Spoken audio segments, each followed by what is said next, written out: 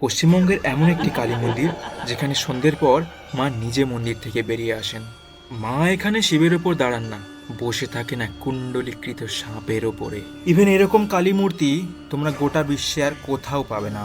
তো এটাই রিকোয়েস্ট, ভিডিওটা শেষ অবধি দেখো।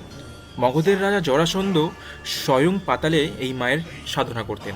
কালের বিবর্তনে মাটি চাপা পড়ে যাওয়া সেই মূর্তি উদ্ধার করে রানী অহল্যাবাইয়ের সেনারা।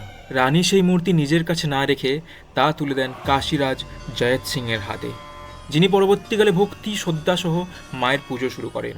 ইতিমধ্যেই গভর্নর জেনারেল ওয়ারেন হেস্টিংসের কানে পৌঁছায় এই বহুমূল্য মূর্তির কথা। তিনি সেই মূর্তি চুরি করে ইংল্যান্ডে পাঠানোর জন্য তৈরি করেন এক মাস্টার প্ল্যান। আর সেই চুরির কথা জানতে পেরে দেবীকে রক্ষা করতে অনির্দিষ্টকালের জন্যে মাকে গঙ্গার তলায় রুকিয়ে রাখেন রাজা জয়ত সিং।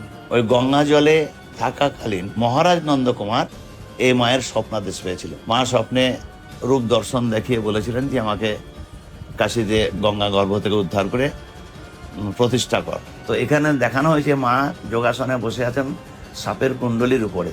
ওর অর্থ হলো ওইটা কুণ্ডলীর শক্তি, ওটাকে জাগাতে হবে। আর মায়ের মাথায় বাহ্যিক দিক থেকে মুকুট হিসেবে সহস্রনাগের ফনা রয়েছে।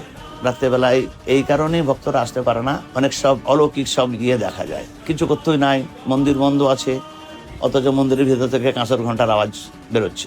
ঝড় নাই, বৃষ্টি নাই, বিরাট মর্মর শব্দ, একটা বটগাছের ডাল ভেঙে পড়ে। আমার ঠাকুরদারা যখন পুজো করতেন মন্দির খুলে দেখছেন মা ভিতরেই আছেন, অথচ মায়ের শাড়িতে চোর কাঁটা। ইভেন কালী পুজোর রাতে মায়ের কিন্তু কোনো নিশি পুজো হয় না, কারণ আকালিপুর গ্রামের মানুষেরা বিশ্বাস করেন সেই দিন রাতে মা নিজে মন্দির থেকে বেরিয়ে এসে নৈশ তাণ্ডব লীলা করেন।